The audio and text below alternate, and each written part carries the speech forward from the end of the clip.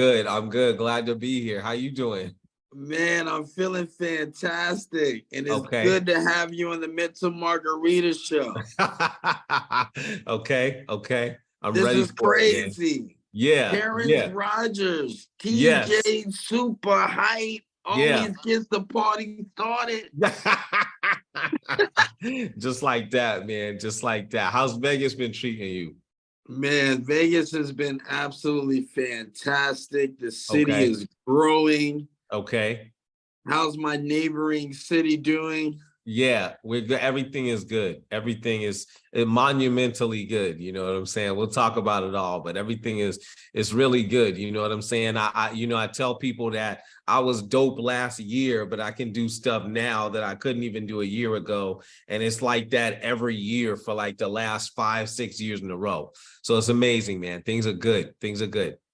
You know what? It's so true because when you look back, when you're doing all the right things and you're working Right. hard and you're just going at it and you look back and say, wow, man, all the progress that's being made is so rewarding. Yeah, definitely is. Definitely is. Yeah, and it's coming in. It's happening right now. So God is good. Everything is working right now. I mean, you've witnessed it. It's been a long time, you know what I'm saying? Long time, a lot of work. So it's definitely been turning over the last couple of years. 10 years of reaching out across the world with over 2 million streams to listeners. Yeah. Popular Yeah. DJs from Phoenix, from Cali, from New York, all Right. the way to the United Kingdom, baby. Yeah. Yeah. Yeah. 7 days a week, Yeah. interviews. You even interviewed me. Yes, we have. We have probably a couple You, times. Yeah. man, you put me on. I mean, you put me on the game, man. Yeah. Yeah. Let me ask you this. What Yeah. caused the gravitational pull to pull you into this industry? Over 25 years, you being a seasoned vet. Long time, man. You know what it was? This is what happened, man. I was a kid and I was running around, MTV was on. I'm at my mother's house, you know what I mean? And it's like the whole world stopped. Like I'm running around, and there's this video that comes on MTV. And it was a Run DMC video for Rockbox. I think the video was half in black and white. And I remember like stopping to watch that video. And it's like, when I watched that video, it's like time just stopped. Like everything else around me stopped. And it was Wow. just that video. And I was running around different rooms and I saw that and I stopped and I watched it. And I think that's the thing that put the music bug in me. Like I always consider that the beginning of music for me. Like I had heard music, I'd probably heard some different things before that or whatever, but I Sure. consider that was the beginning of music for me. I think after that, me and my brother started to write raps and battle rap each other and do all kinds of stuff. That was the catalyst for it, that Run DMC Rockbox video. That's what it was. Wow, man. So that really registered. Yeah. So Yeah. how was it like running? So okay, well let's let before I even get to that. So Yeah. this thing registers, it hits your brain, it hits your heart and your soul. Yes. Yes. And you're like, okay, this is what I want to do. Right. And what was the next step? Like, what was the next step after that? Yeah, this is how it went, man. So this happens. I'm 10 years old at the time. I'm not trying to throw out, but I'm 10 years old when this happens. So music starts for me at 10. So over the course of this time, like I said, me and my brother we started battle rapping each other. And then we would do this thing, interestingly enough. It's interesting when I say it today, but then we were just, we would get, have records and tapes and we would record them all on a cassette tape and then play it for our parents and pretend like we were doing a radio station. We would even like add in the vocals and add in the commercials that we would hear running on the FM stations and everything. And this started to build. So then while I went to school and I started to rap at school. So I started to get known for being a rapper at school. You know what I'm saying? All the way elementary, finished elementary, went into high school, and then just kind of battle rapped my way all the way through high school. You know what I mean? Just like that. You know what I mean? So that was there. And that's where things started to pick up. I was doing shows at that point. You know, we had won a couple of awards and everything. And, you know, by the time I got done with high school, I remember I was like, so many kids, I'm like, you know, yeah, I'm not going to school. I just did school for 12 years. Like, I'm done. I don't want to do this no more. Like, I'm saying that. And my mother's like, yo, TJ, you just go to college. Just take one class, just one thing. And I'm like, all right, I'll take one class. So I'm looking through college, and like literally I couldn't find anything that had anything to do with hip hop at the time and for the area I was at, which was Phoenix at the time. So I couldn't find anything having to do with hip hop. So I found this music business class, and I was like, okay, let me just take this one music business class, and that's it. So I went to school and took the music business class. And I think that started to make some other stuff click. You know what I mean? I'm in the music business class. I'm learning more about this, and I'm starting to understand that I kind of like music business. You know what I mean? So in the middle of that class, I remember I talked to a friend of mine into coming to the class with me. Big salute out to my man Shogun. And he comes to the class, and one night we're not in class that day, and we're talking, and he's looking through like the New Times, this, you know, local newspaper or paper, whatever. He's looking through it, and he's like, yo, he sees an ad for a recording school, Conservatory of Recording Arts. And he's like, yo, they teach you how to engineer and they teach you how to do this. And I'm thinking like, oh, that's interesting. That could be the next step. Maybe I'll go to that school after I finish this music business class. Unbelievable. Right, Unbelievable. right. So after music business class gets finished, and I go sign up for this conservatory, and we start to learn a lot of different things there, engineering, you know, sound, you know, I'm still leaning towards music business. I always lean towards music business, but we're learning a lot more stuff. Now, at the end of that program, there's an internship that you have to take. You have to take a certain amount of internship hours to close out your degree program. You know what I mean? So I said, okay, cool. So I remember we were in class one day, and the administrator of the school, his name was Kurt. He walks into class. This is just out of nowhere. I happen to be in Phoenix at this time. He walks into class, and he's like, there's 10 of us in there. He's like, hey, I don't even remember how the conversation started. It's almost like he walked into class just to say this. He's like, 8 out of the 10 of you need to leave. There's no music industry here. You guys need to go. And we're just like, all 17, 18, 19-year-old kids, like, go where? Like, we don't know where to go. You know what I'm saying? Like, what are we supposed to? I'm thinking like, okay, cool. So I go have the conversation with my mom, and I'm like, you know what? Yeah, they're telling us we got to leave and everything like that. And I'm getting this idea because I still have family back in New York, because that's where originally my family moved to Phoenix from. So I'm like, okay, cool. You know, let's, so I talked to mom, and mom makes some phone calls and stuff like that. You know what I'm saying? And I'm like, okay, cool. Let me check on this internship. So they said, yo, we need to figure out, where do you want to go as an intern? And, you know, you got to imagine there's no, in the area, there was no history of music, nothing. All the music came from MTV or somewhere else. There wasn't even a hip hop radio station here. You know what I'm saying? So I'm like, I don't know recording studios. I don't know, you know, I'm not reading the inner linings of the cassettes that I get. I don't know none of that stuff. You know what I'm saying? So I get on my records.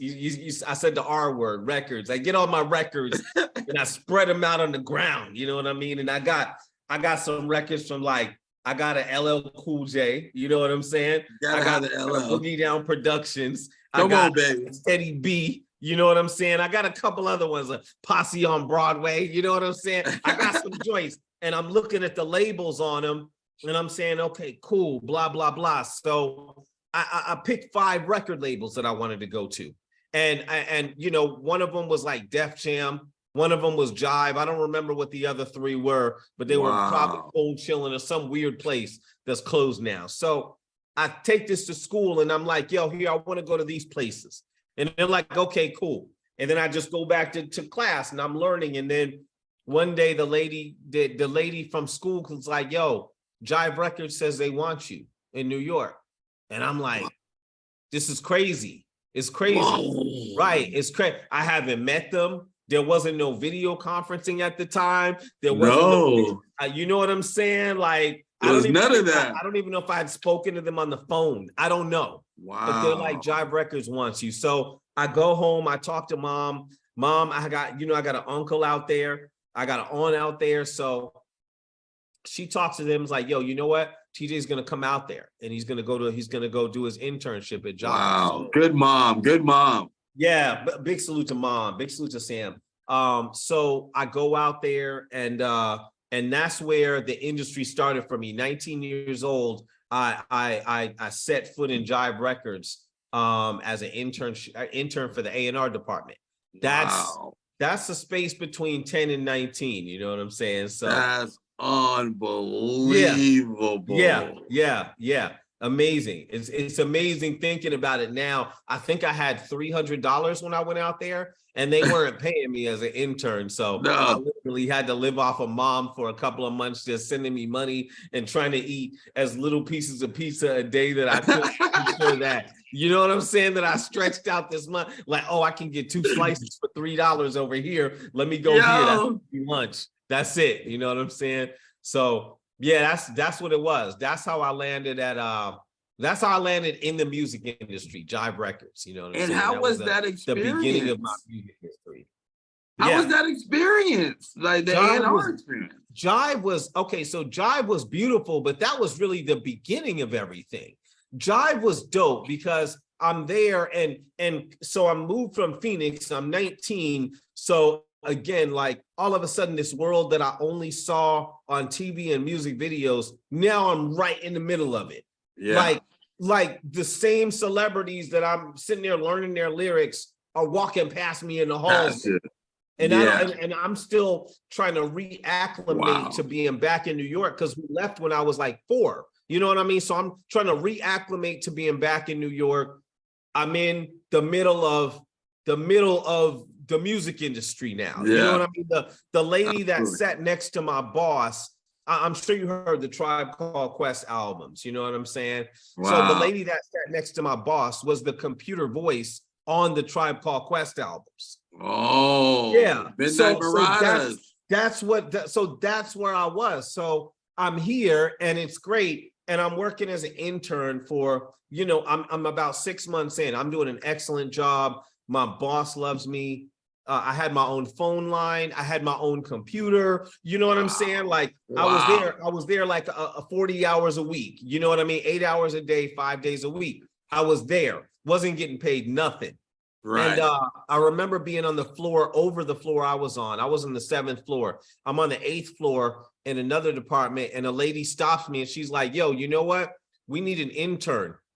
If you come intern for us, we'll pay your food and transportation. And I'm like, wow, this is crazy. You know what I mean? So I go to my boss and I'm like, look, I love working for you, but they said they'll pay my food and transportation if I work for them. You know what I'm saying? So and my boss does not want me to go. She's like, okay. So she gets up and she goes in her boss's office, and they're in there for like 30 minutes and I don't know what's going on. Wow. And she comes out like 30 minutes later, like, okay, you know what? We're going to pay your food and transportation, and we were supposed to be paying you the whole time you were here. So we're going to back pay you. And it was a jackpot. I mean, like, you know, it wasn't a jackpot in terms of numbers that we might play with today, but then it was a jackpot. That was a jackpot. I can call mom and be like, yo, mom, you know what? You don't have to keep sending me checks anymore. They're going to pay my food and transportation. I can live off of myself now. You know what I'm saying? Wow. So I'm sure that was great news for mom. Mom was happy about it. I was happy about it. You know what I'm saying? I can, you know, run around and maybe get a large drink with the 2 slices of pizza. Now, you know what I'm saying? Maybe get a video game every 2 months, something to play on my Sega Genesis. You know what I'm saying? So, that's where that was at. So for some reason, I worked at Jive for almost a year, it's about 9 or 10 months. And they just came in one week and was like, hey, they were building a position for me. They were having discussions with me about salary. Like it really was turning into something. Wow. And then they just came to me one day like, yeah, you got to go.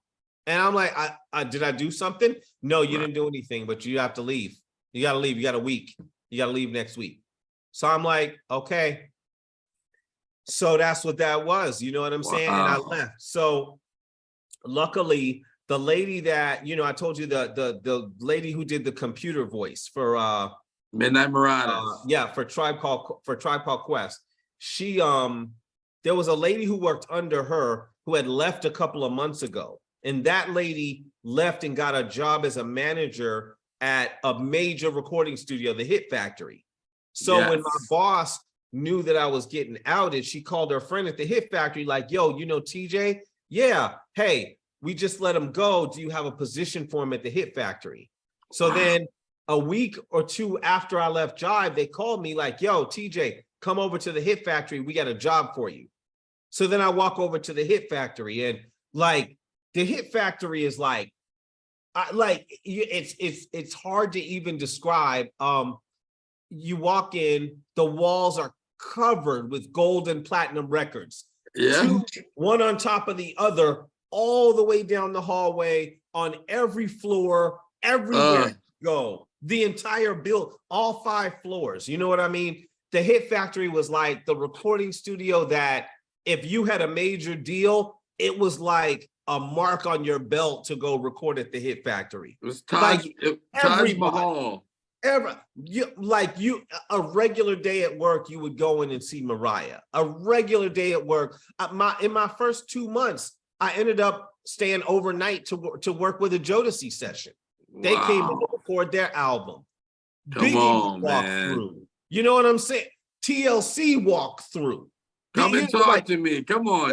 Boys II Men recorded a song with Mariah on the elevator. You know what I'm saying? Like, that's what this place was. You know what I'm saying? So I'm here. And again, I'm still acclimating because it's been less than a year that I've even been in New York. And now I don't even know what to say. I don't even know how to describe this. Like Michael Jackson came there to record one time. Oh my goodness. Like, what do you say? Like, where do you go after Michael? You know what I'm saying? Where do you go higher than that? So, that's amazing. Like, I'm there, and you know, I end up working really close with one of the big engineers there, and I don't even know how big he is. I'm in the mastering department, and he's probably, like, I could say probably one of the biggest mastering engineers in the world, but I don't even know what mastering is when I get there. You know what I'm saying? Like, I'm 20. I don't know what it is, you know, and the industry is different. I don't know. So I'm just working, and I'm working good, and I end up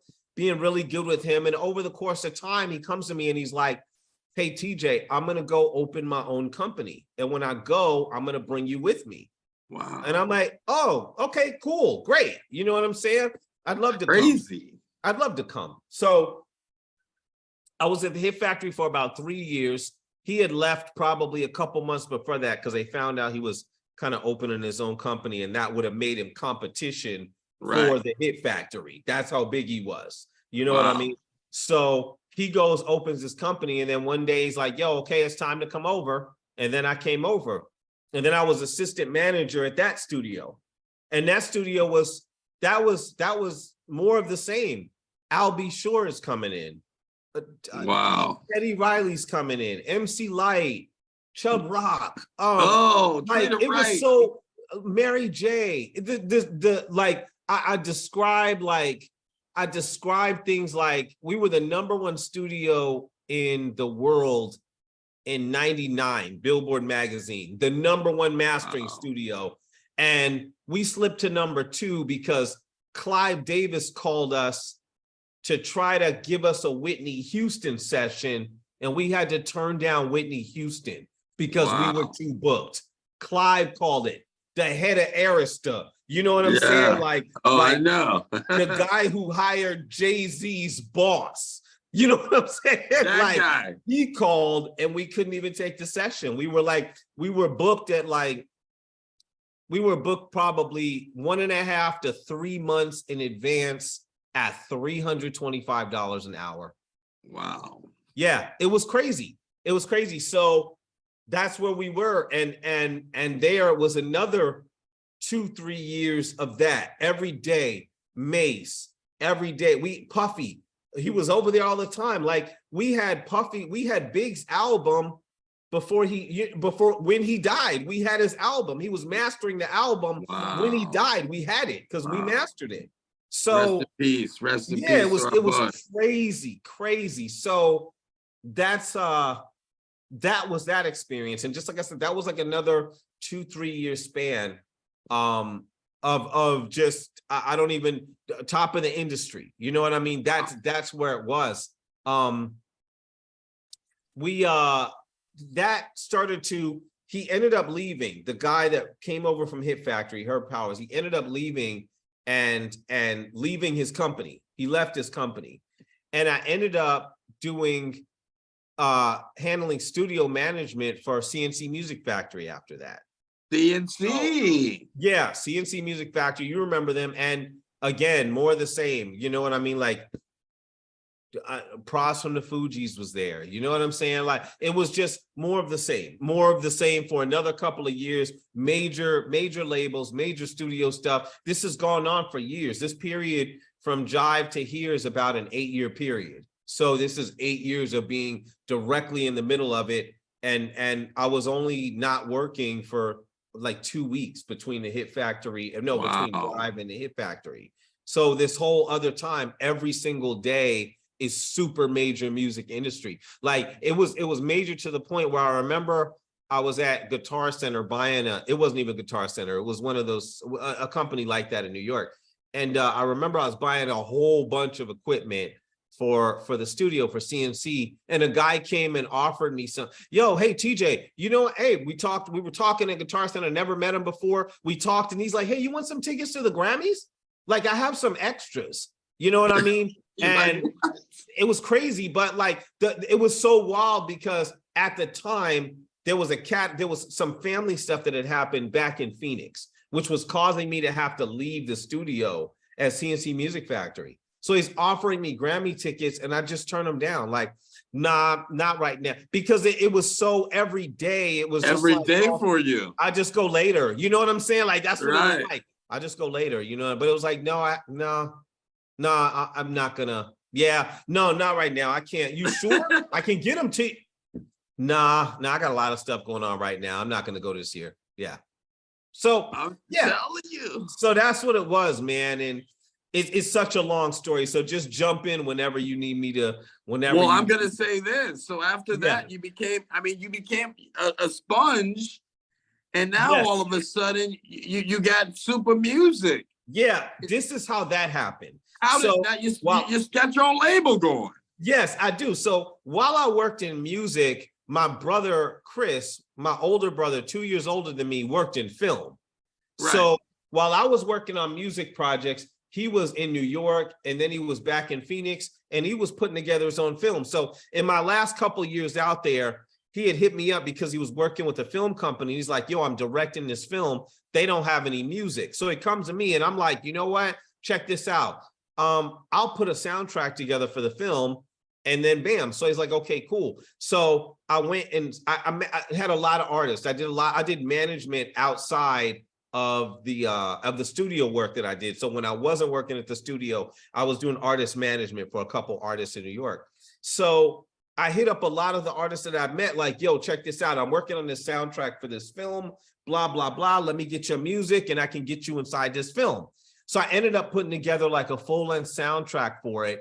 I actually had a song of my own inside the film, and I performed in the movie. Wow. So the name of the movie is Hoop Soldiers. So if you look it up, it'll pop up somewhere. But Hoop Soldiers, guys, look it up. Yeah, Hoop Soldiers, just like that. So that happened. Now, when I moved back from New York, just family stuff going on. I moved back from New York to Phoenix. My brother was involved in a second film. So I popped up in that for a second. That one's named Cody Black. It's on Amazon if you guys are looking for it. So I'm working on that, and I put together another soundtrack and put music in the film. And I'm waiting for like some label. I'm looking for some kind of deal to get this thing out. Like the film ends up going national on DVD. So It's out there. So I'm looking for some kind of situation to happen. And then over the course of a series of different events, I come to the realization that there's no label that's coming to sign anything. You know what I'm saying? I'm back in Phoenix at this time. You got to take matters in your own hands. It's after 9/11, right? It's after 9/11. It's not happening. There's no label coming. You know what I mean? So again, series of events, and I'm like, yo, I need to get this project out myself. So I end up getting the project out on iTunes, which was great.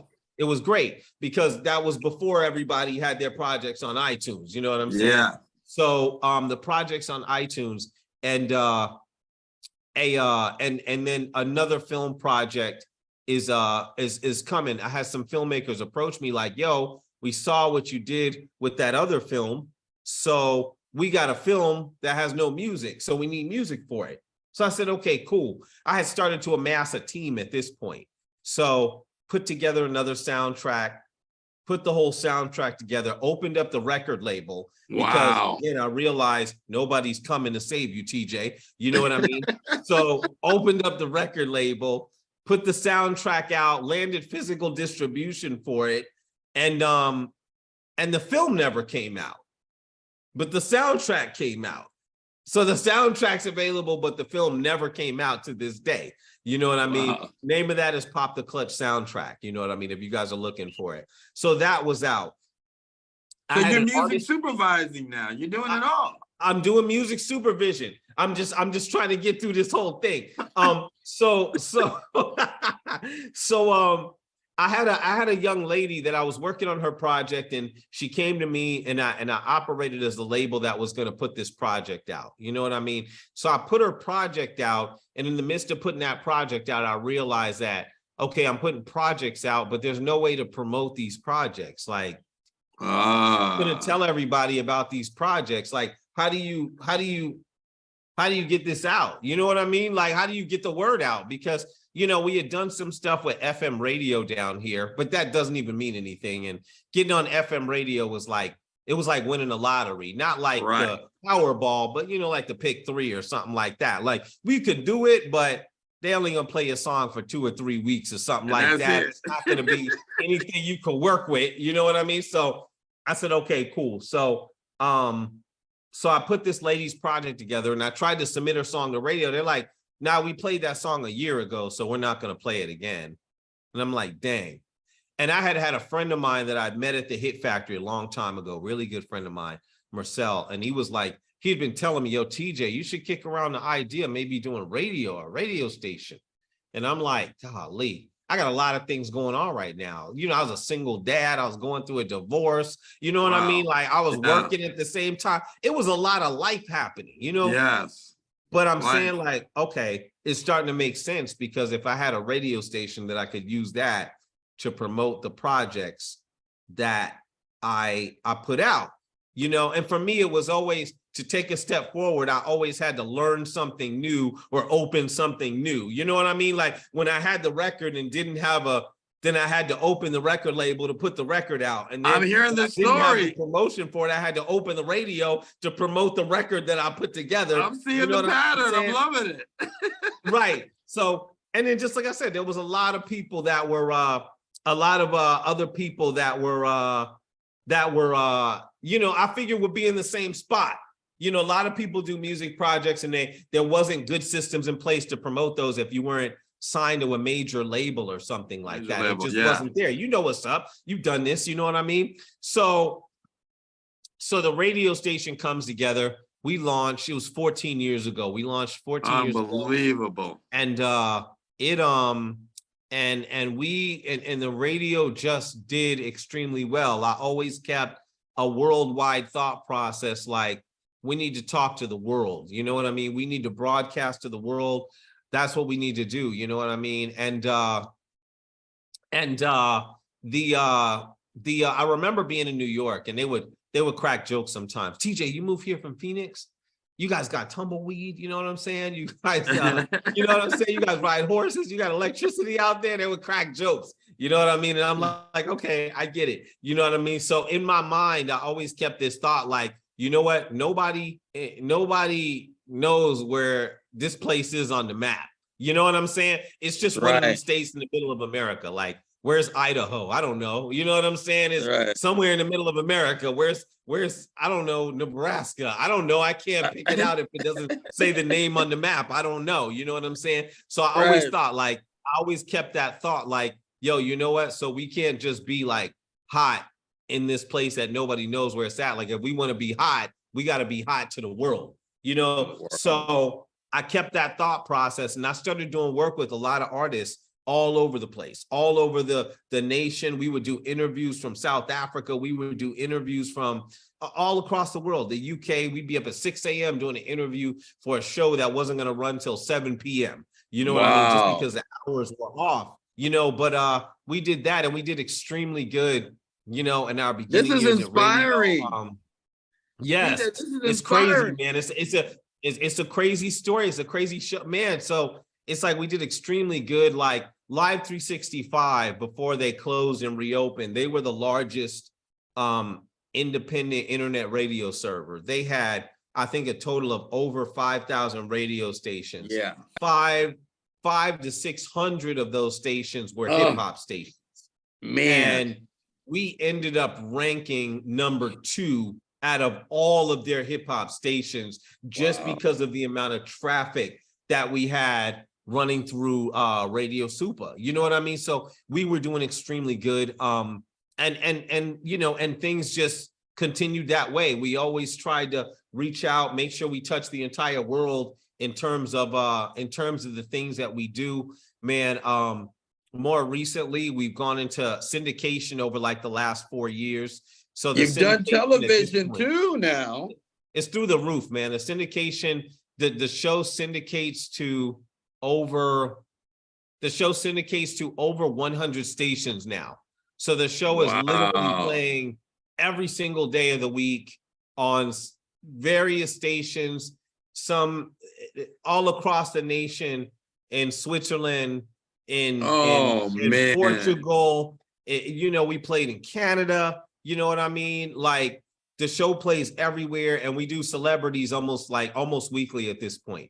You know what I mean? So we've really like tried to bring it up. And what I've even gotten more into lately is just working on moving music. You know what I mean? Moving music, you know, like, you know, I think like the guy, the traffic system is down. The policeman at the traffic stop is the most powerful person at that stop, because he's the one saying, you can go, you can go, you can go. So I kind of tried to operate in a sense of being able to really move music. Like, I can take a track from Slykat's new record, and we can do an interview. The interview is going to run every single day for the next 2 weeks. It's going to air on 105 radio stations.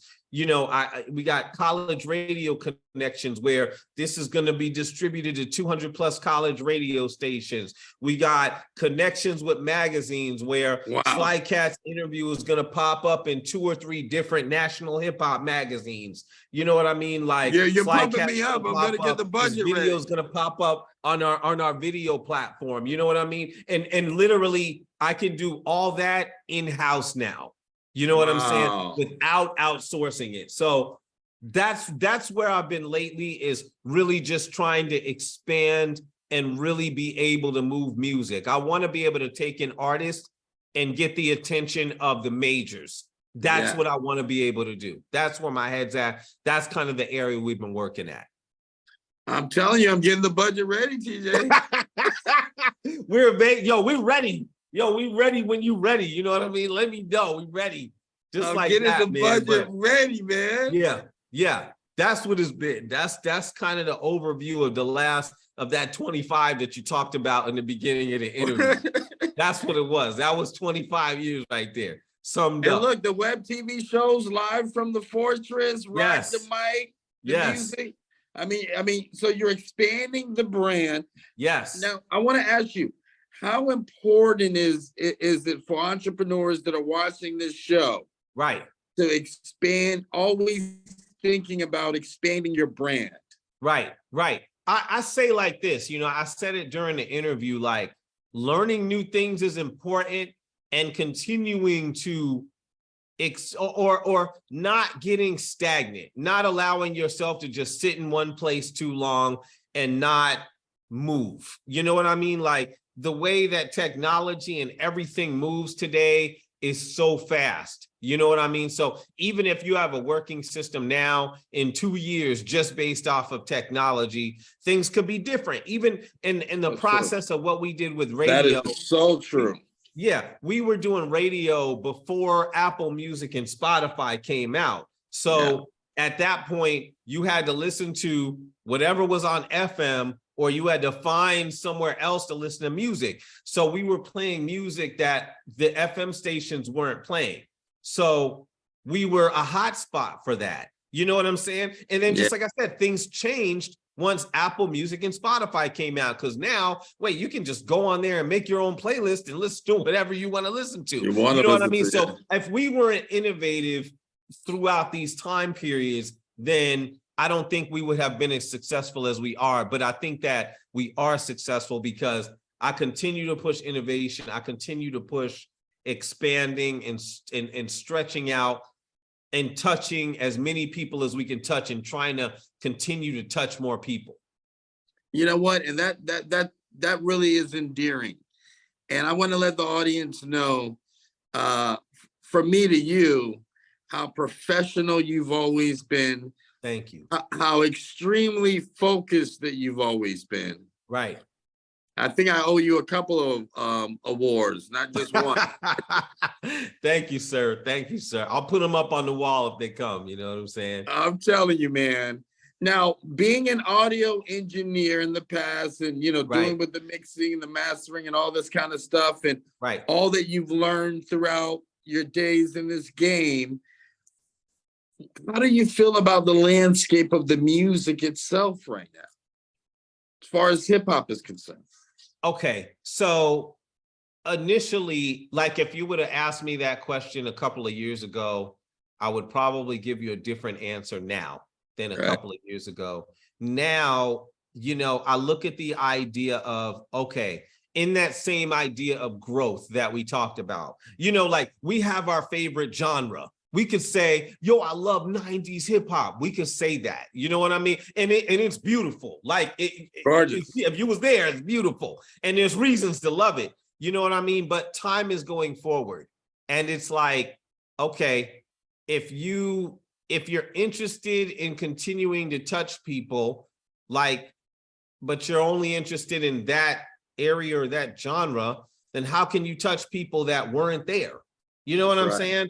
Yeah, so in order to be able to do that, I think they describe it in church like you have to meet people where they are. You know what I mean? Yeah. So in that sense, I have to continue to learn. I have to continue to grow. So now I'm listening to the music that maybe I wouldn't have listened to 2-3 years ago. You know what I mean? Now I might be around somebody and be like, you know what? I want you to play your playlist, so I can listen and learn from your playlist. Or I might say it to my kid, like, you know what, you take over the radio, and I want to hear what you play. I want to hear what you listen to. You know what I mean? I think that that's important. Things are going forward. And there's artists here that, that still show a lot of promise. You know what I mean? Yes. In terms of newer generational artists. It's not the 90s. You know what I mean? And it won't be again. That was what it was. And that's not to say that you have to stop listening to that, but are we growing if we're not taking in the new things that are happening? Right. That's definitely true. Yeah. That's definitely true. And I feel, I love it all now, because you can find the beauty in the art, You got some trash, but you got some gems that are out there. Okay. And you got a mine for them. Now, how do they mine for you? What's your information? If they want to get in contact with you, if they want to get their music through your expanded network? Yes. They can follow me across the board at TJ Supa on IG, TJ Supa on Facebook. If you guys are looking for me, TJ SUPA. and Super Hype on Twitter, just because it was first, you know what I mean? You guys can follow me there. If you guys are looking to maybe get a package or something like that, you can go to radiosuper.com, and it has the rates, it has all the information on the website. You know what I mean? If you guys are looking to get a package or looking to get your music moved, and I can tell you, like, in terms of music, there's a lot of things that happen in the music industry and a lot of different personalities you meet. You know what I mean? What we do with music is we really try to move music. You know what I mean? If I take a Slykat record, I don't want to take a Slykat record and Slykat says, yo, here, let me hit you off to move this music. I don't want it to be like, you don't know what happened. I want it to be like, wait, I took the Slykat record and you see what's going on. You see the music moving. You see the progress. So there's not an idea of, I don't know what I paid for. You know what I mean? And I think over the course of time, that just solidifies business. But for me, it's important for me to show the meter move. You know what I mean? Yeah. That's what it is. There's artists that I didn't even mention it. There's artists I recently did work with that I just stuck them. We just finished another film, another film soundtrack. The name of the film is Prankster. It just came out, I think, last week. It's on Fantastic. Yeah, Tubi. I'm the music supervisor on it. You'll see my name in the beginning and end credits. So that's what that is. But yeah, I really try to move artists. Like, I want you to see what you paid for. You know what I mean? So that's where my head is at. And that's kind of what it is. So radiosuper.com, you guys can go there, get any information. If you want to reach me directly, reach me on IG, hit me at IG at TJ Super, or IG, you can do IG at Radio Super also, but you want to hit me directly, TJ Super, Radio Super. Some of my team might handle that page, so I might not see it directly first. Somebody else might see it first, but TJ Super, if you guys want to hit me directly. And I tell you, he's got a dynamic team because he's a dynamic leader.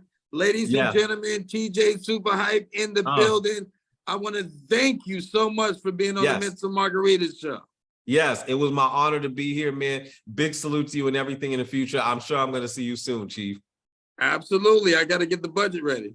I'm ready for you when you're ready. Yesterday's price is not today's price. Today's price, right? Just like that. All right, my brother. All right, take care. Have a good day. God bless you, man. All right.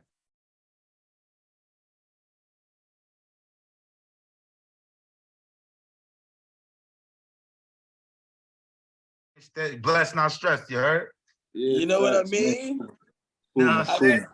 So let me do a little intro. Rico Banks, artist, CEO, Tap One Entertainment.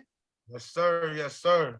Manager, event coordinator, promoter, born in Brooklyn. We got E-Rock MG. This guy's been all over the place.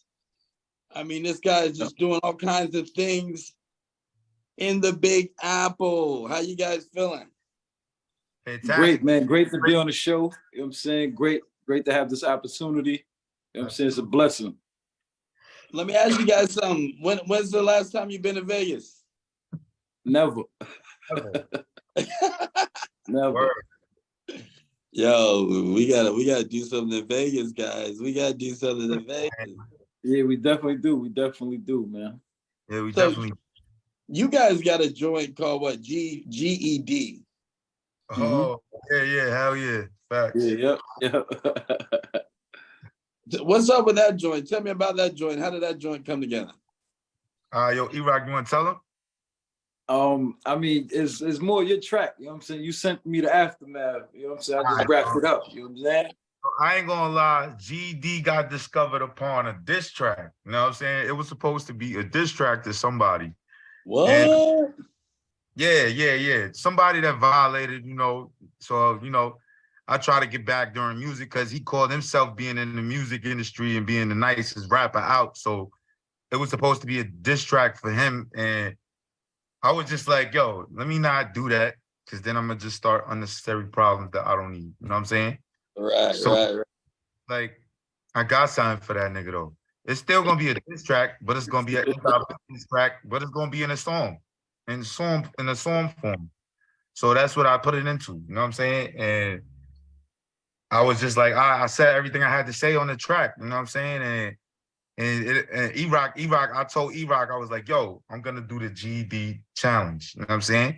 For all the artists on the team. You know what I'm saying? And whoever got the nicest verse, we're gonna get in a booth, we're gonna drop that, we're gonna shoot the video, and we're going up from there. You know what I'm saying? Right. So they was like, all right, bet. So I sent that track out to all of my artists. E-Rock came in second. I had my one of my artists named Todd Snooks. He's an artist as well on the team. Shout out to Todd. Thanks. He sent me a rough draft of his GED. And I was like, nah, bro, that ain't it. You know what I'm saying? Bro, that ain't it. Hard. I'm talking heavy on this. You know what I'm saying? Right. Like, yo, that shit you dropped, that shit was doodle. Like, I ain't even gonna hold you. And then yo, bro, I got you. I'm gonna redo it. I'm like, yeah, redo that shit. So E-Rock came in second with the challenge. And he hit my phone like, yo, bro, I wrote the track to that shit. I was like, nah, you capping. He's like, nah, I ain't capping. I'm gonna call you right now. Boom. That's exactly how it went. The nigga called me, he said, yo, bro, you ready for this? I'm like, nah. He's like, yo, matter of fact, yo, where you at? I'm like, I'm in the Bronx. He's like, yo, pull up. So I pulls up on E. You know what I'm saying? Yo, I pulls up on the nigga E-Rock, right? And he's like, he picks me up or whatever from the train, and he's like, yo, bro, you ready for this? I'm like, yeah. So he throws it on in his BMW in the car. I'm like, okay, well, you know what I'm saying? It's already recorded and all that. So I'm like, nah, bro. You know what I'm saying? Yo, and I hear it, and I'm like, yo, bro, I ain't even gonna lie. It took a little tunage on it. It's just a little tune up, that's it. But other than that, yo, he went crazy on the track. You heard? Crazy. I was like, nah, he talking. And then everybody that we let hear it, they like, yo, nah, bro, y'all both went crazy on that. You know what I'm saying? Wow. So I'm like, this gonna be our joint that we open up with. You know what I'm saying? If we ever get the opportunity to open up for somebody, this gonna be it. This gonna be the takeoff joint. You know what I mean? It's gonna be the one. It's gonna be the one. Now tell me, so Rico, tell me a little bit about Cat One Entertainment. How did that get started? Yo, I ain't gonna lie. Look, so boom. So all right, so I was going to the bank with my homeboy, and we was sitting at, and the bank we went to was Capital One Bank. You know what I'm saying? So I was just staring. I was sitting in the car, just staring at the name of the bank, and I was on a conference call with some engineering producers and some big time producers talking about production. You know what I'm saying?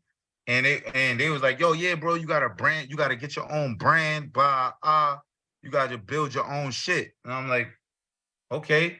So I was just staring. I was like, yo, I'm gonna holler at y'all later though. Banged it.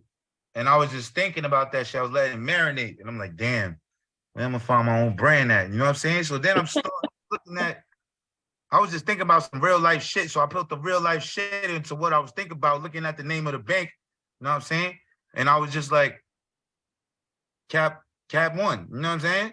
Wow. Like that. I was like, you get one time to cap, and you out of here. You out of here.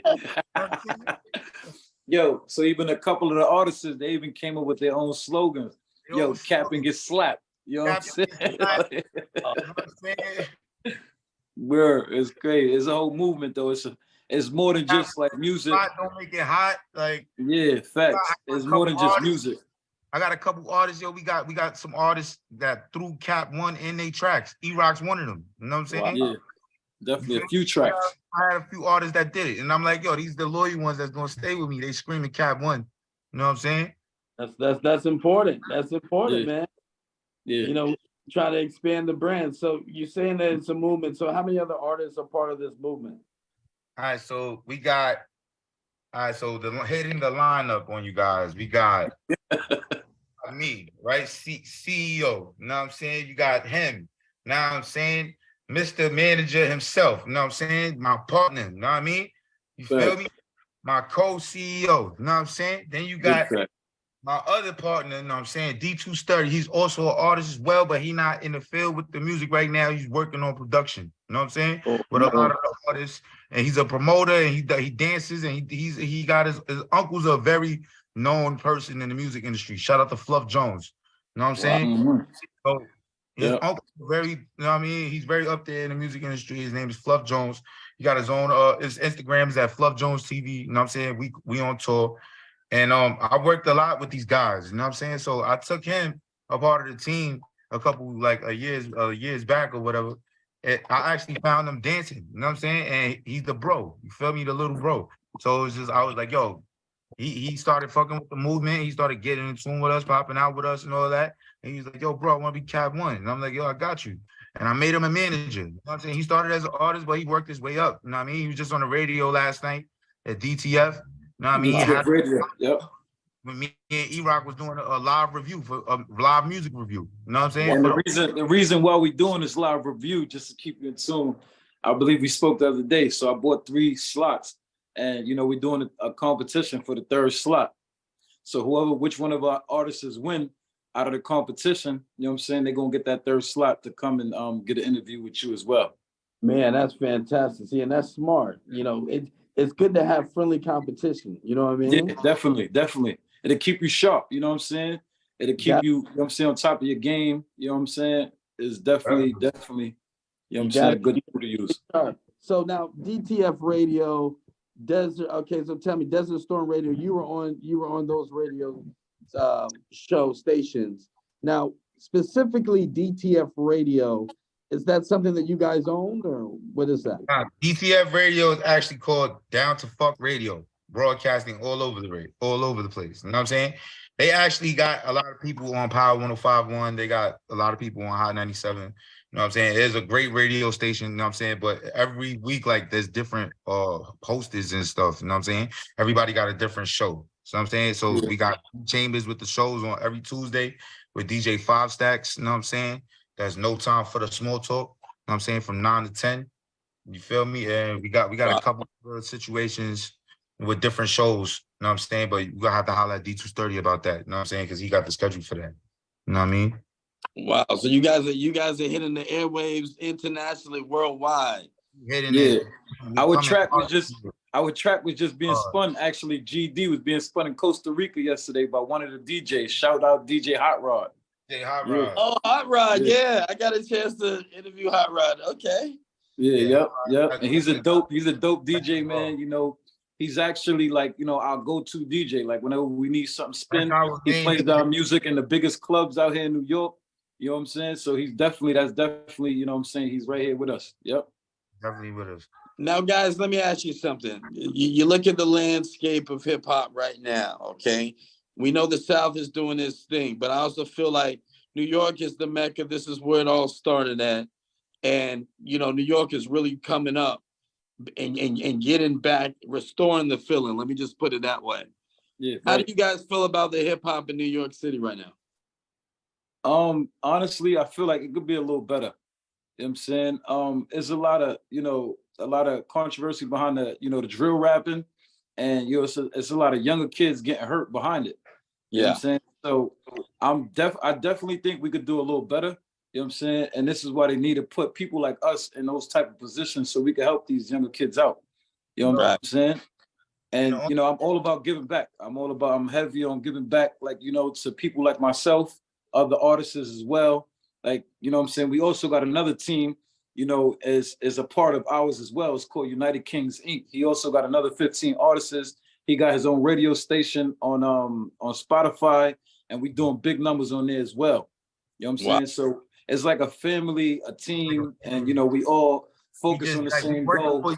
We working for each other, basically. You know what I'm saying? Like each other up. Yep. It's nothing but all love on this end. You know what I mean?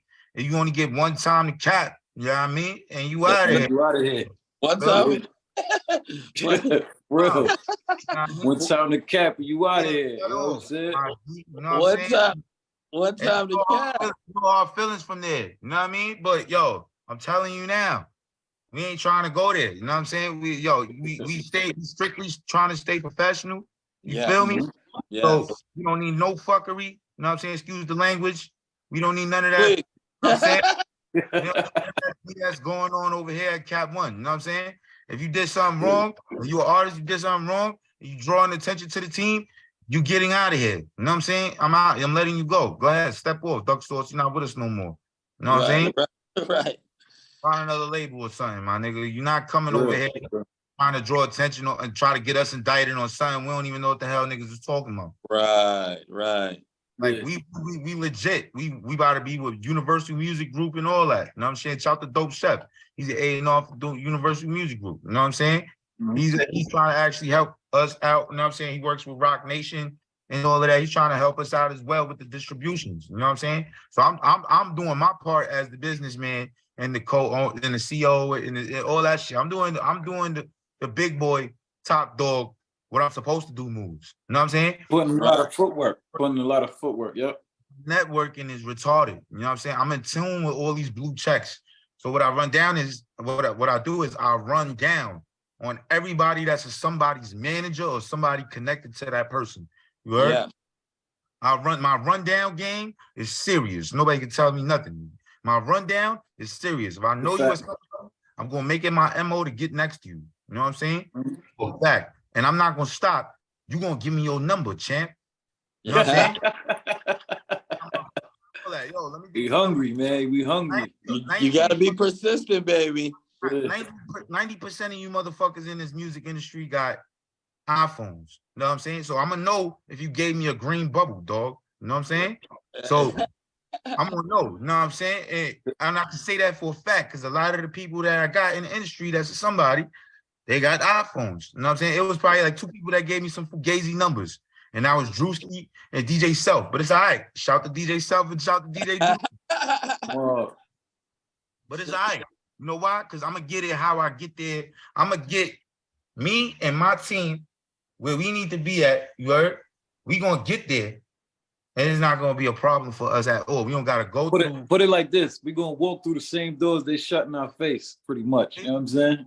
That's it. That's all you got to do. And listen, for the artists that are watching this, this is the tenacity that you got to have. This is the hunger that you have to have in order to be recognized. We skipping the line on them. That's it. We skipping the line on them. So what's the recent projects that you guys got going on right now? What are we looking out for? All right, so check this out. So I got a new single dropping, you know what I'm saying? But I don't want to drop it yet. I'm thinking about putting it on my EP that I'm working on. I'm working on a 17-track album EP. 17 tracks. And this is gonna be my #1 album. You know what I'm saying? I'm putting all hits on there. You know what I'm saying? I'm gonna put some big timers on there with me and all that. You know what I'm saying? So you got My Attraction, you got Living Life. Are those some of the songs that are gonna be on there? So? Living Life is definitely new. You know what I'm saying? And I got a few joints. So it's just look out. You know what I mean? It's gonna be a lot of remakes and shit. You know what I mean? It's gonna be a lot of redrops. You know what I mean? A lot of E-Rock on the track. You know what I'm saying? Shit like that. You know what I mean? Shout to Big Cap One. For real, man. And E-Rock, what about you? You got a project going? Yeah. I got a couple projects I'm working on, actually. I got, GD, you know what I'm saying? I'm working on with him. I actually just released another single. It's called Losses. You know what I'm saying? Pretty much reflecting on, my losses and pretty much, and, relating to other people. And I'm pretty sure other people can relate to it as well. And I'm working on an EP with 5 tracks. And I actually got those beats that I'm using specifically is from DJ Flip. I don't know if you're familiar with him, but he's out there in LA and stuff. So, you know what I'm saying? So yeah, we working, man. We working. We got a lot of projects coming up.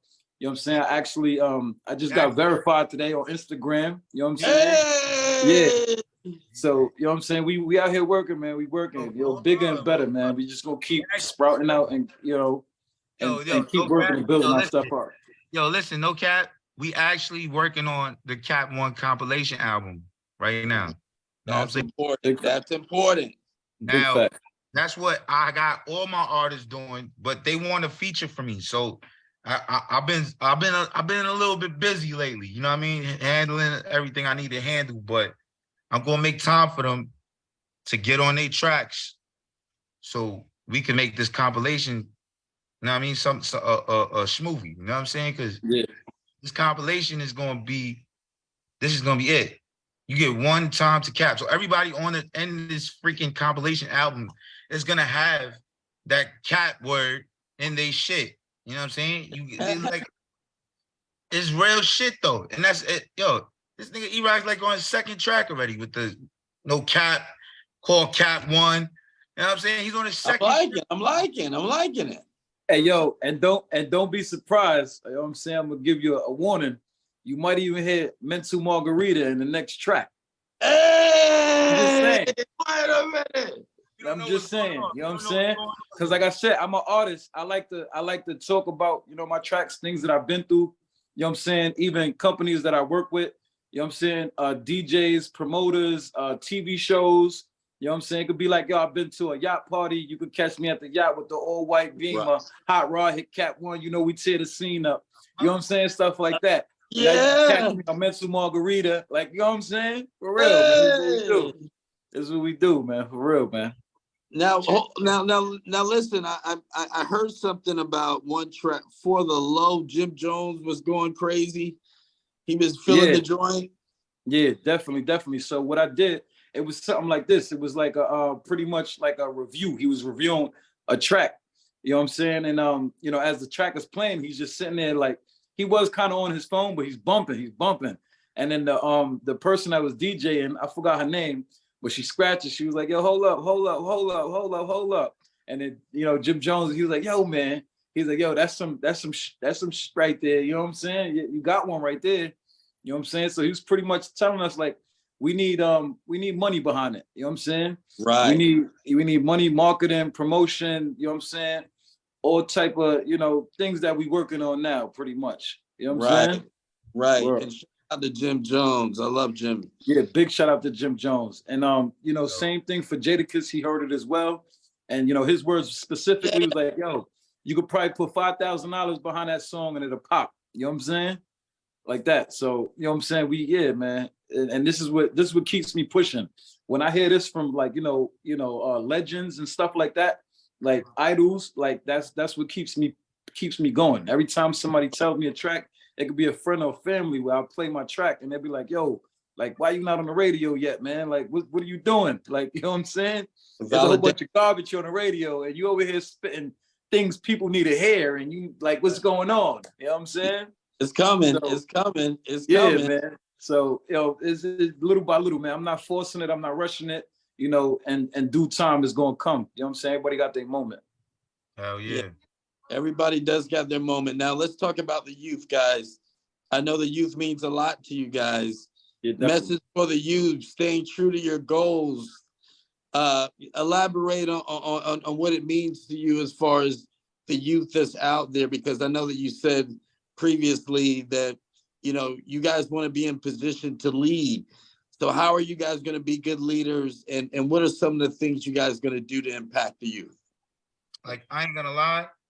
I already had that planned type shit just a little bit. You know what I mean? I'm not going to say I had it fully planned, but I had half of that planned out already for the youth, to where it was like, I wanted to get like a center, you know what I'm saying? And the name of the center was going to be called Hopes and Dreams, you know what I'm saying? And I wanted it in Brooklyn, you know what I mean? And what I was going to do was I was going to find a way to get this center, you know what I'm saying? And save the youth, basically. Like, I wanted to like go to like schools and do hosted assemblies, like how we used to do when we was kids, you know what I mean? As a rapper, go out there, host these assemblies, talk to these kids, you know what I'm saying? Stuff like that. You feel me? Go to the games, you know what I'm saying? Take them, maybe build my own team, you feel me? Build my own team of the youth, you know what I'm saying? From a certain age to a certain age. I was playing football from, you know what I mean? From a young boy, you feel me? I was doing that in the organizations and all of that, you know what I mean? I did that. So why not bring that back and do it again? That was actually helping us when we was younger at that time. You know what I'm saying? It was actually helping us. We was definitely streets. Yep. You know what I'm saying? And now, to be honest, now that times is changing, you could still run into those same kids and those same parents of those kids, and you'll ask about these kids, and they'll be doing horrible. You know what I'm saying? Yeah. Gotta be hard. You feel me? Like, yo, damn, or something that happened to them, they get locked up, or they some dumb shit. You know what I mean? Something that nobody would want wished on the youth. You know what I mean? On Why any you want kid, it like any kid. And or even, you anything? know, it's a lot of things happening right now as far as like, you know what I'm saying, with the cops shooting, you know, our kind, you know what I'm saying? And especially like younger kids, like, you know what I'm saying? I feel like they're going through it the worst right now. You know what I'm saying? Or for the simple fact that they don't know any better. You know what I'm saying? So probably go and they're, you know, hanging around in the street around the wrong crowd. And then next thing you know, he's either dead or he's doing a sentence, you know, and I feel like, you know, if they had a little more guidance, they'll be better off pretty much. You know what I'm saying? And to be honest with you, like we taking baby steps right now, because honestly, like the stuff that we give back to the artists is stuff that comes out of our pocket.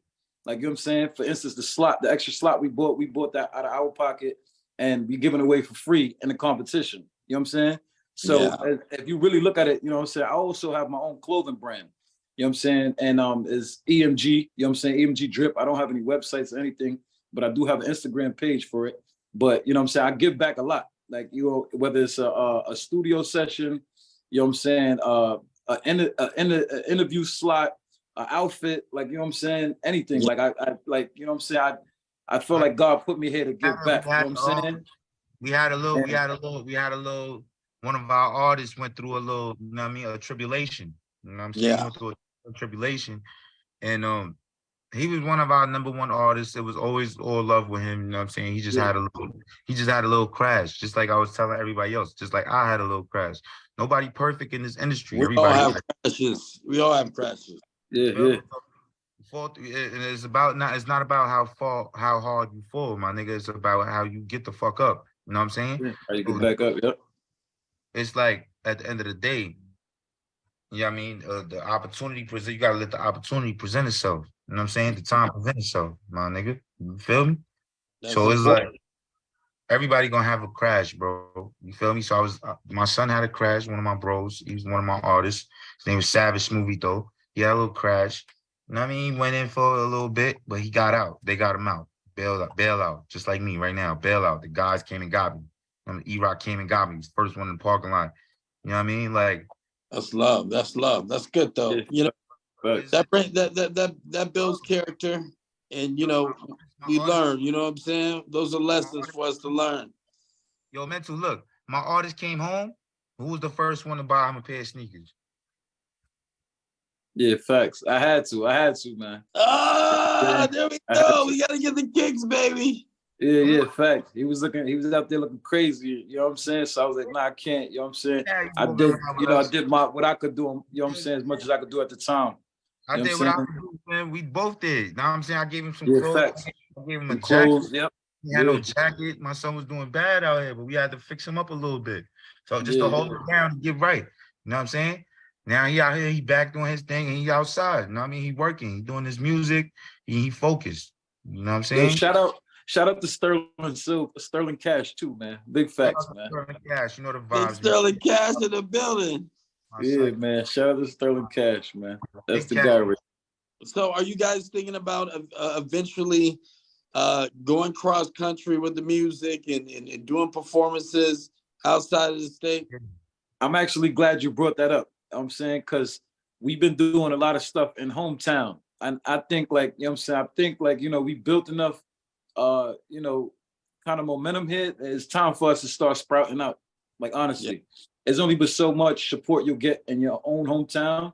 You know what I'm saying? And like, from my studies, a lot of artists, you know, they blow up in other countries, other cities, and, you know, they just get a better support system from, you know, anywhere besides their hometown.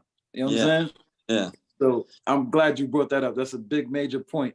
You know what I'm saying? And as long as we get these opportunities, we're going to take them and we're going to smash them out. Like, you know? It was just like, it was crazy for me because it was like, this was really a dream for me. You know what I'm saying? Like, I really laid down in a cell somewhere years back. You know what I'm saying? Closed my eyes and just wished upon a star in that dream. You know what I'm saying? And you know how you in your dream, nigga. You dream, you know you dreaming. You know what I'm saying? And you're dreaming. You're dreaming. You know what I'm saying? Bro, I feel like I'm dreaming right now. I was in that bitch. I was on stage. I had the drip in front of millions of people. You know what I'm saying? Had pulled up in the Audi. nigga, I was stunting. I was like, yo, and it wasn't even on no money stunt. It was just on some drip stunt. But it was funny because it was like, yo, Diablo, like, maybe that could be me one day. You know what I'm saying? Yeah. I woke up right after that dream and I was like, yo, that's gonna be me one day. You know what I'm saying? And that's real, man. Come on, that's real. That's real. That can happen. Why not? Why not? Records, baby. You know what I'm saying? Let's make it a reality, and we got to get you guys out to Vegas now. If for the fans that want to connect with you guys, let's go one by one. How do they connect? Social media, all that good stuff. Yo, you already know, man. You can find me at Rico Banks on the book. You know what I'm saying? At RICOBANKZ, no space. You can find me on Instagram at Rico Banks, RICOBANKZ_1 on the gram. At Cap1ENT and at Cap1 Management. You're going to see it all, baby. Make sure y'all follow. E-Rock, what about you? Give me the rundown. Yeah, you can catch me, you know what I'm saying, E-Rock MG on all major platforms. That's EROCMG on all major platforms. Spotify, Apple Music, YouTube, Instagram, Twitter, anything, any platform that you ever use, you can catch me on there. E-Rock MG, they're all the same thing. Facts. Man, I appreciate it. Rico Banks, E-Rock MG, ladies and gentlemen, you guys got to prepare yourself. You're going to hear these names more and more and more. You can already feel the energy just jumping out of the screen. It's a pleasure to have you guys on the Mental Margarita Show. You already know, man. It's a pleasure being here. Pleasure for the invite. Appreciate it. For real, man. Much love to you guys. Let's shake the world. All right, you're ready, man. Have a good one.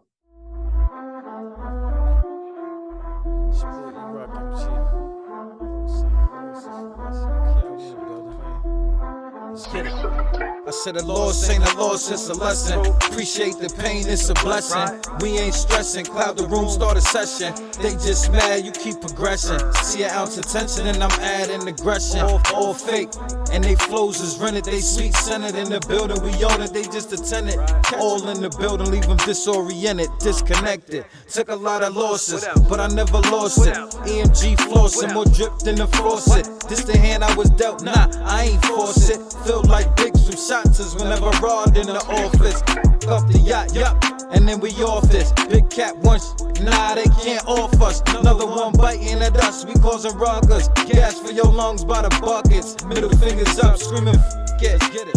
Haters and how they feeling? RP Theo, Stevie, and my Grammy. That's the family, catching flights, not felons. Taking off, out the ceiling. Pop up, we outside with it.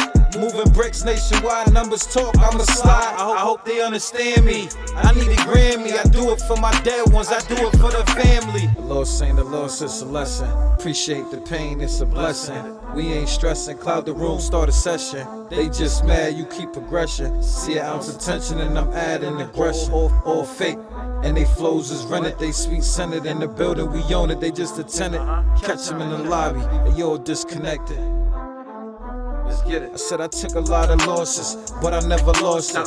EMG flossing, more drip than the faucet. This the hand I was dealt, nah, I ain't force it. Feel like Biggs from Shots whenever robbed in the office. Up the yacht, yup, and then we off it. Big Cat once, nah, they can't off us. Another one biting at us, we causing rockers. Gas for your lungs by the buckets. Middle fingers up to the cops screaming. Middle fingers up to the cops screaming.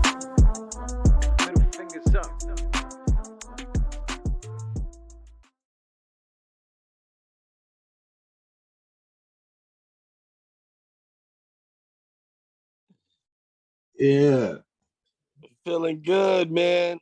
Welcome to the Mental Margarita Show. I got JoJo for show in the building, co-founder of the Treehouse Culture, the super group, the super brand, repping the West Coast, repping Las Vegas. How you feeling today? Man, I'm pretty good. You know, it's the weather that don't seem to be doing too good, but you know, I'm all right. Yeah. So how long have you been in Vegas? You since you were young? Since 1992. Wow. So you're real. You're representing it well. You're representing it well. Now, I know a lot of good things have been said about you. I've done some research. And one of the things is how talented you are as an artist. That you have heartfelt stories. Tell the audience how you got into the game.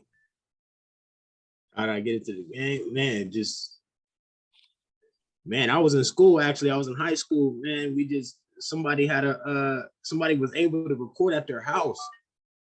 Wow. So we just kind of went over there, and it was from there on. I was just going there after school. Wow. And, so you started doing your thing? Robert Green. He was Barry Gordy's grandson.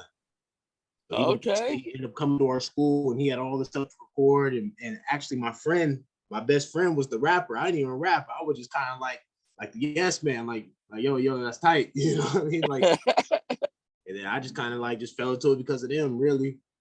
Just hanging out. Wow. That's something else, man. And so, do you remember the first song that you've ever recorded? The first song we recorded, we was in 12th grade. It was called "Call Me Up." It was it was something about give me your girl phone number and something like that. Yeah. It was that was like the first song we recorded, but yeah, we were hyped back then. That was the move. That was the move. Yeah. That was like that was like cool. You know what I mean? Like, I mean, I played football and stuff, but it was like that right there had my attention. Right. You know what I mean? Everything else, I was kind of just going through it, but that right there was like, I was like, you knew that this is your calling. And so I wouldn't say it was my calling. It was like probably something that really, really piqued my interest at the time. Oh, okay. I was still going to school and stuff, and girls and all that. So yeah, but that was like something that really, really had my interest. So. I didn't think it would be something I would ever really, really pursue, but wow. And so now here we are. So what have you learned since then? Because now you're a more seasoned artist and you seem like you're primed and you're ready to go to that next level. So what have you learned since then? Let's see, what have I learned? Really, just man, you gotta just really stick to it. I mean, actually, you gotta make your mind up. Really, that's what it is. You gotta make your mind up, on what it is you want to do. Because I had so many people telling me that probably can't happen, or this and that, and I mean, man, you got a likely more chance to be fired from your job. So, you gotta just do what works for you, pretty much. That's real. You definitely do. There's not really everybody in my family. They're kind of professional people, college people, so they want you to go, they want you to go to kind of that route. And I just hated school. I hated school so much. I just hated it. It wasn't for you at all.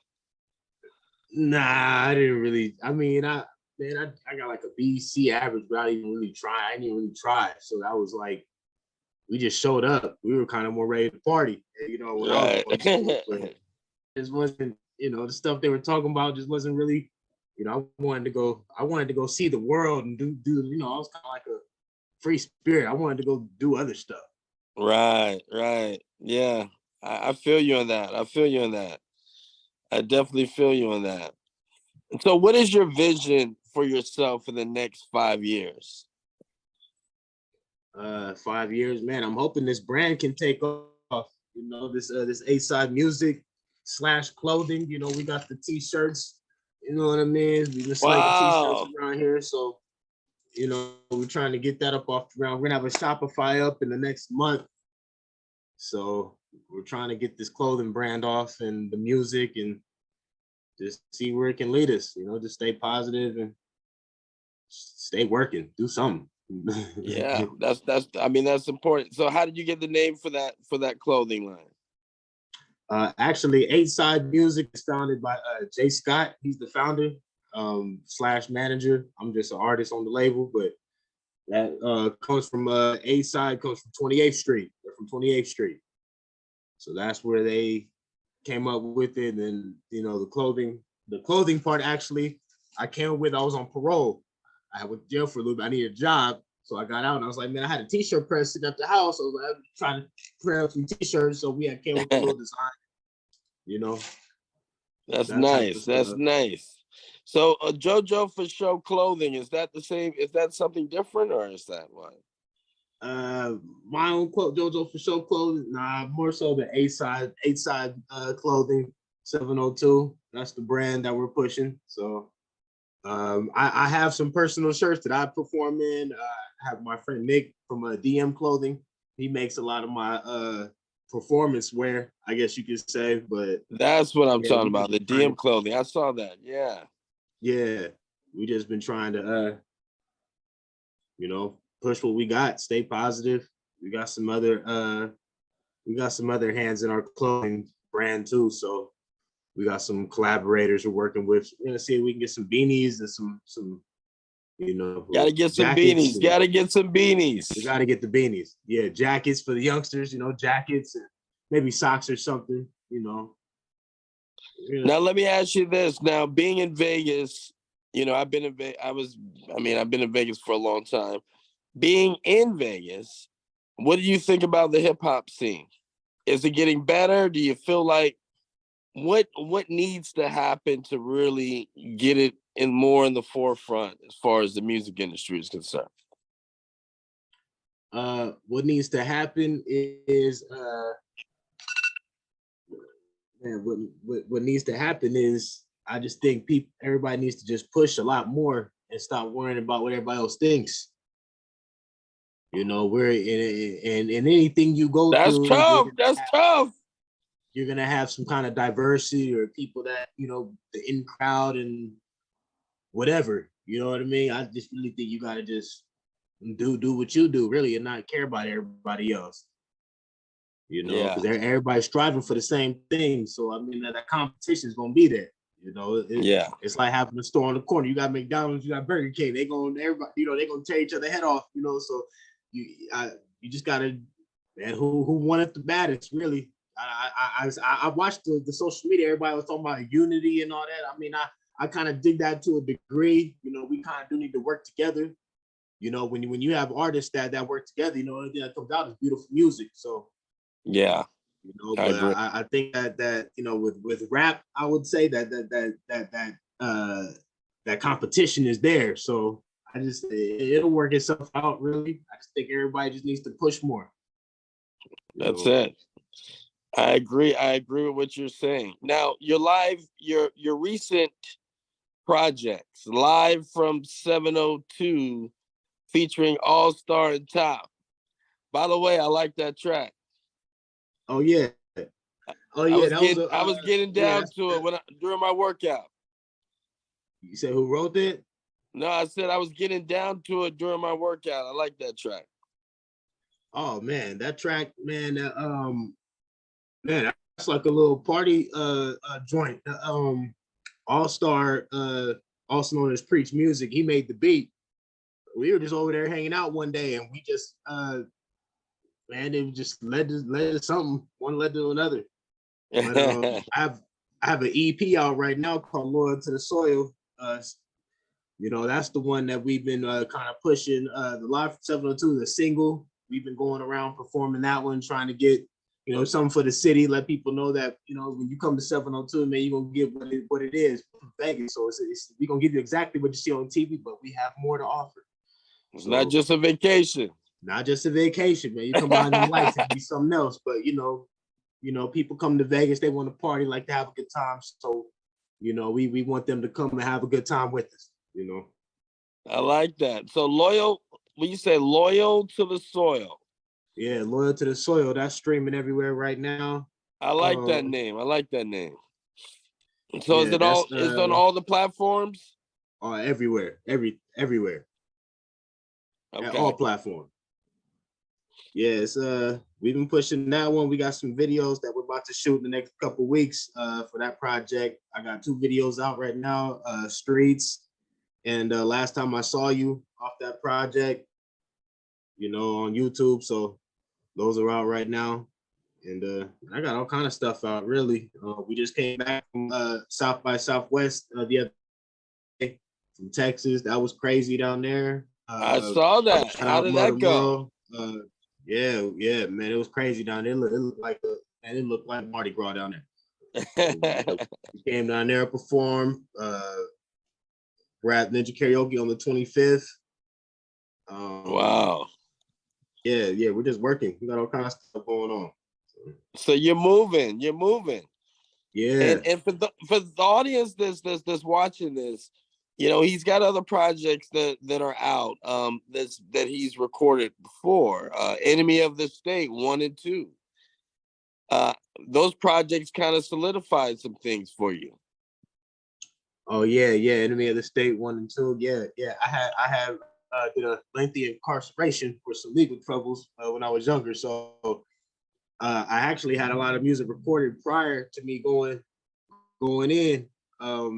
And when I got out, I kind of released a whole bunch of it, and I just went crazy, recorded a bunch more, and kind of just started pressing them out. But some of that stuff, earlier stuff that you might see from me, is probably pre-recorded, like 2012, 13, 14.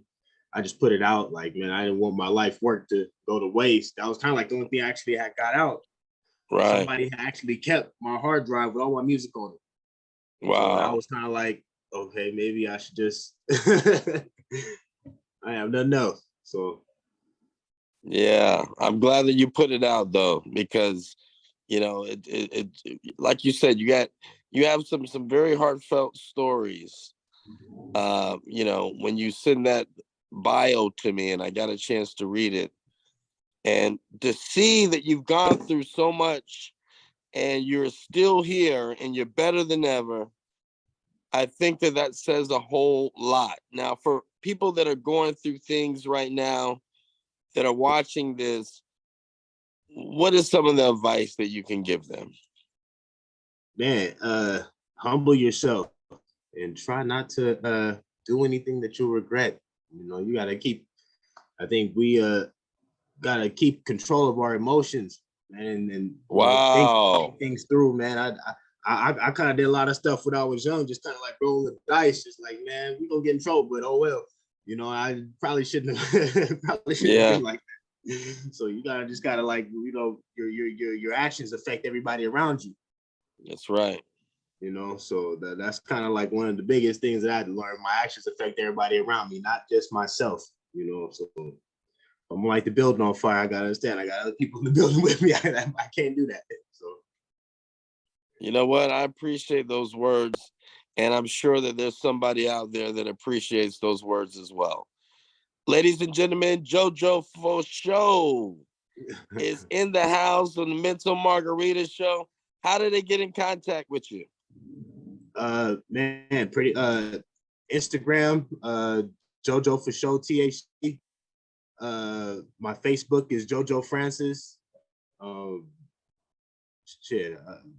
business line is 310-654-8351 for the t-shirts. We're about to have a Shopify up soon and hopefully a storefront the next year or so. That's where to go. I'm easy to get in contact with. Hey, we appreciate you so much, man. And you have been absolutely fantastic. And we thank you for being on the Mental Margarita Show. And we look forward to more stuff coming from you, my brother. Thank you.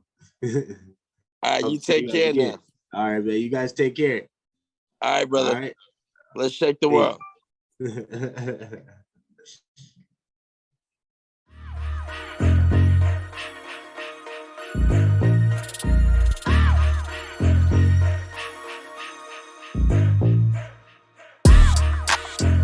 I fell up in this one time. Yeah, I'm off the 40 deuce. Get it cracking up in here on gang, full squad. All the homies fall through. Plenty drinks in the room. Lots of girls in the mood. I'm cool. Las Vegas, Sin City. Yeah, I'm live from the 702. Mr. T.O.B. I represent the 7-0 Deuce. We're getting money. After that, we cutting loose on these beats, in these streets. Man, it doesn't get no better. All that word about us making hits and stacking cheddar. Gotta hustle full time. Money doesn't make itself. Grinding when it's crunch time. Guarantee secure their wealth. Call me Dr. Dre, cause I got these heads ringing. We taking over the game. I know you ain't dreaming. I gotta stay up on my tippy toes. Man, you know just how it goes. Dealing with these shady Vegas hoes. Double trouble when it's COP and JoJo for show. Better respect the name when we walk to the door. Just like a hurricane, I'm coming, man. Watch it back, and when I do, I'm serving hella pain. That's a fact, just like a hurricane, I'm coming, man. Watch it back, and when I do, I'm serving hella pain. That's a fact, T.O.P. Well, I fell up in this one time. Yeah, I'm off the 40 deuce. Get it cracking up in here on gang, full squad. All the homies fall through. Plenty drinks in the room. Lots of girls in the mood, I'm cool. Las Vegas, Sin City. Yeah, I'm live from the 702. I fell up in this thing with my crew, and I'm Hennessy bound, so many hooks I can't choose. The way they breaking it down, give them space, you better move. The way they pop it and roll it, I like the way she get loose. As for baby right here, that's another story. Yo, I had to shoot my shot, that's Robert Ory. She paid the fee for a P, that's mandatory. I'm banging C's with my G, still packing 40. Only Las Vegas can do it like this. Oh, nah, nah, nah. Pop a Skittle, smoke kush for the medication. Every day in Las Vegas is a celebration. I do it for the block and my real waiting to come home, put them on, cause we paper chasing. And I could really give a fuck about her hater hating. Las Vegas way more than a vacation. Well, I fell up in this one time. Yeah, I'm off the 40 deuce. Get it cracking up in here on gang, full squad. All the homies fall through. Plenty drinks in the room. Lots of girls in the mood, I'm cool. Las Vegas, Sin City. Yeah, I'm live from the 702.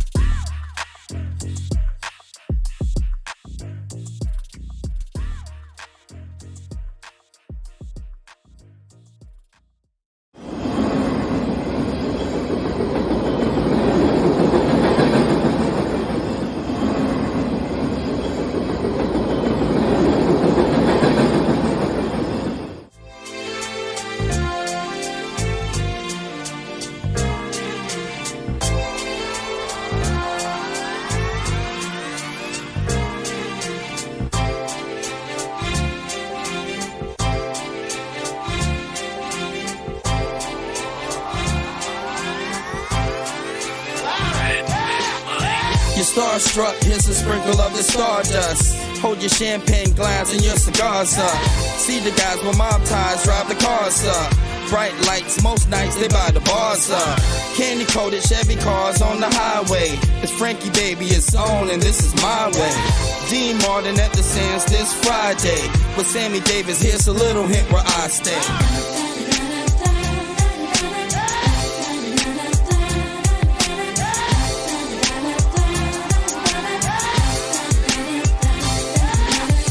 The city shines like Liberace's mansion. And you know Elvis had the whole city dancing.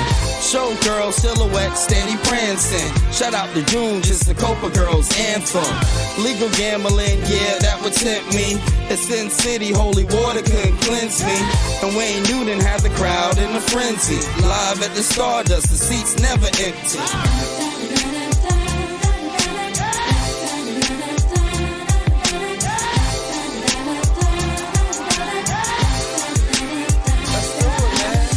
Now if you having a good time in Las Vegas, at the count of 3, I want to hear you scream, Viva Las Vegas.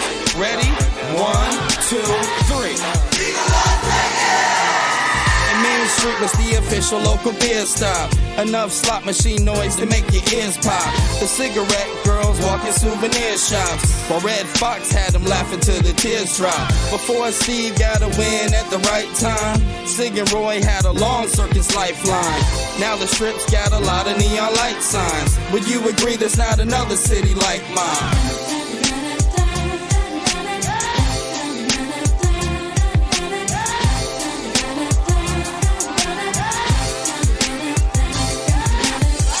Years later, Mayweather got the city high. And everybody in your city with a TV watch. Celine Dion got celebrities at every spot. Boys the Man even got Jenny on the block. Now here's a culture shock, the desert's got a hockey scene. Golden Knights, yeah, the #1 hockey team. And we even got the Raiders repping Vegas now. So get the champagne, it's time to bring the waiters out.